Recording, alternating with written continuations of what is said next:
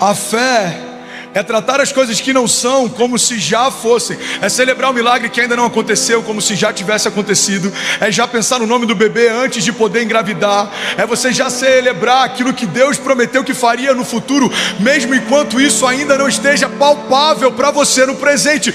O fato de algumas coisas ainda não serem palpáveis não significa que Deus não esteja fazendo, porque eu creio sem ver, certamente os meus olhos verão. A palavra da fé é o que mudou a minha história e vai mudar a sua história também. Então a gente faz assim: Deus, se você fizer, eu faço.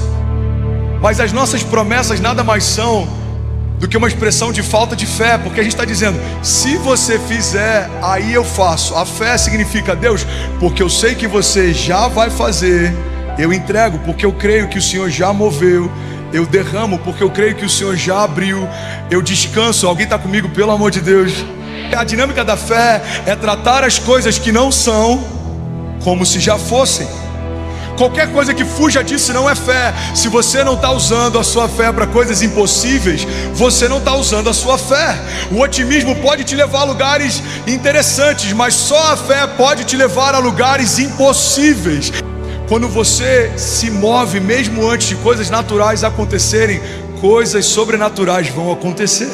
Coisas sobrenaturais estão à espera de alguns passos de fé que você precisa dar. Tem milagres que a gente ainda não viveu por conta de passos de fé que a gente ainda não deu. Aquele que bate, a porta se abre. Aquele que procura, ele encontra. Então a verdade é que tem muitos milagres que estão esperando os nossos passos de fé. Existem limites que a estratégia consegue me levar, mas para passar desses limites, só a fé em Deus consegue me fazer chegar lá. Você pode ter uma boa estratégia, um bom business plan, você pode ter pessoas que te ajudem, você pode ter pessoas que te indicam, você pode ter um bom networking, mas a grande verdade é que tudo isso te leva a viver algo extraordinário, mas só a fé te leva a viver algo sobrenatural. O extraordinário é bom, mas o sobrenatural, ele só acontece pela fé.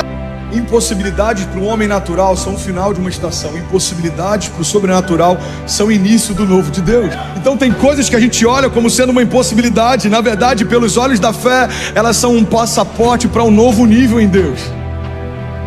Eu sei que às vezes ouvir isso no momento que a gente está mal, de um pastor que parece estar bem, pode parecer quase como alguém falando de forma romantizada, sem saber o que eu estou passando. Mas eu estou falando como alguém completamente dependente de milagres todos os dias, para te lembrar que se você crer e não duvidar, tudo é possível ao que crê. Portas fechadas também são milagres. Eu prefiro uma porta fechada por Deus do que uma porta que Deus não abriu.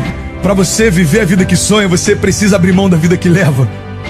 Isso tem a ver com posicionamentos, isso tem a ver com até com expectativas em relação a milagres. Isso tem a ver com a forma como você se move, como você pensa, a forma como você busca, como você mergulha, a forma como você confia em Deus. Ei, decisões estão ligadas diretamente a todas as áreas da nossa vida. A verdade é que o primeiro passo para a gente chegar a algum lugar é decidir que não quer estar mais aonde nós estamos.